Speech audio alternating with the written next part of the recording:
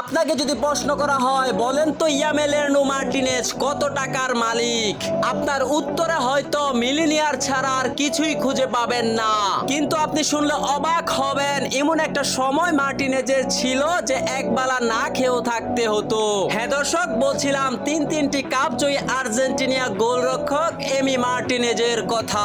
Martinez এক সাক্ষাৎকারে বলেন, আমি তো সোনার চামচ মুখে দিয়ে বড় হয়নি, আমার বাবাকে আমি দেখেছি অনেক বিল পরিশোধ না করতে পারায় চোখের পানি অজরে ঝরেছে। আমি তো এমন এক সময় পেরিয়ে এসেছি, রাতের এক বেলায় আমার না খেয়েও থাকতে হয়েছে। সেদিন আমি শপথ নিয়েছিলাম কোনো এক সময় আমি আমার পরিবারের দায়িত্ব নেব।